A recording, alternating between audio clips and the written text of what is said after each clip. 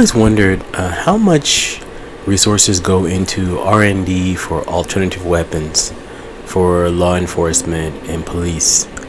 I know that there's been an issue in the recent past between the Obama administration and Trump administration as far as militarization of police. I think that there probably should be more resources allocated for alternative weapons, just because of the rash of wrongful death issues that have been coming up with police claiming they thought the perpetrator was an innocent person they shot, or these accidental deaths. I think that they should put more. I know that you have tasers, but they have a limited distance they're fired. I think they've been making some improvements, and you have rubber bullets, but I've seen a couple of programs, some science programs on various tactics used in regards to alternative weapons.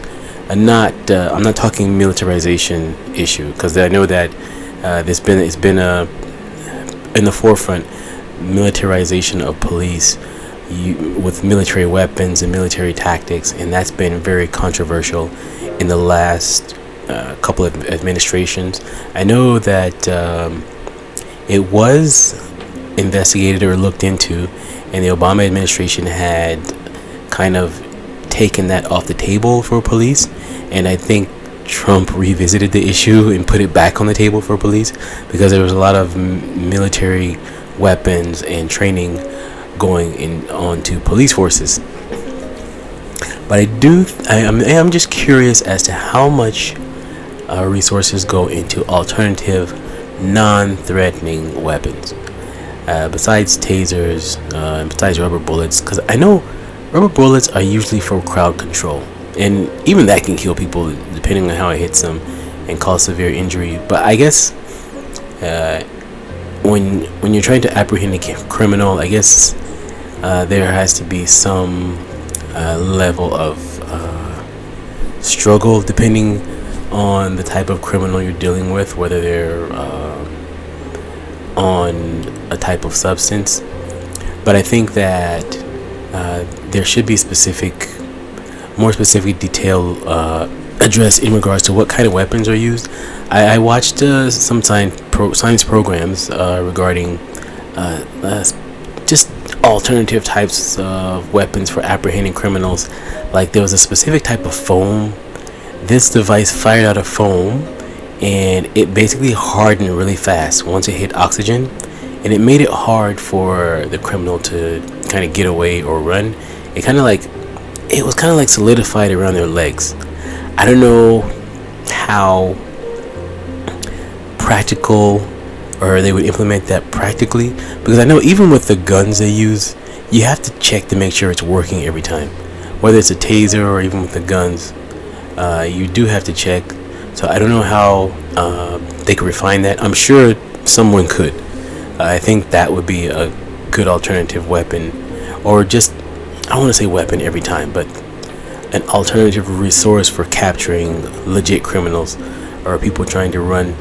I know that with the militarization there, but this again, it's a crowd control thing where they use these sound technologies and the light technologies where the sound sometimes disorients people and kind of messes with their miss their thought process. And I know that there's a light technology that makes people vomit, but again, I'm not comfortable in regards to crowd control, because a lot of times people are just peacefully protesting. So I'm not sure about that. I mean, I've seen that in other countries. I know Japan, they had Japanese developed a device that affects the sound coming from your vocal cords. I guess it kind of silences you or kind of nullifies what you're saying. In theory, it basically takes the sound that's coming from you and bounces it back to you somehow in reverse, and it kind of prevents you from communicating. It was really weird. I have to find that video again. I thought it was really interesting. That would be crazy. But I think that Again, I'm not for the whole just randomly crowd control and just start firing rubber bullets or these devices at people who are protesting. I'm just saying, as far as like somebody breaking into your house, or somebody who's like attacking people, maybe they're on drugs, or someone who's kind of lost it and shooting innocent people on the job, just things, or even robbing a bank, like things are like caught in the act type of scenarios where the officers could use again, not just tasers, but maybe some of these cutting edge resources. I think I saw another one where there was a net gun. I think there was a Japanese version, and there was a guy in America. They developed this net gun, and it just fires, and it basically like on the cartoons when they shoot a net to catch a guy on some of the superhero cartoons. I don't know if it's Avengers, or Spider-Man. Yeah, Spider-Man, Avengers. But yeah, I saw 2 versions of the net gun. I thought that was really cool, actually, because it's like, I think it had weights on the bottom, and it fired really fast. And the one guy who developed his was amateur, so I don't know how. Maybe he could sell that and it could be developed or refined. I thought that was really cool. Also, I mentioned the basically the voice. I guess I call it the voice nullifier. But that would be really weird. What would they use that for? Because somebody's running. I don't know, but I'm thinking, things like that, like the foam, a net gun, even the light or the sound devices, specifically for you caught them in the act criminals. I don't want to get political as far as crowd control and things like that, because those people aren't really, to me, criminals or committing a crime. They're basically addressing what they feel are injustices. I'm talking more breaking and entering, assaults, even some domestic violence cases. Again, just something to where you kind of keep someone from moving their limbs to hurt someone, right? And then you can apprehend them. I think there's a lot of interesting, I don't want to say weapons, but devices that can be used. I think more money should be put into this, because I was looking at, just in a general sense, police budgets. I know that in Virginia, they had Virginia Beach, Virginia. They had a budget of, I think, 100 million or so, and New York police, they had a budget at I think it was 5 billion.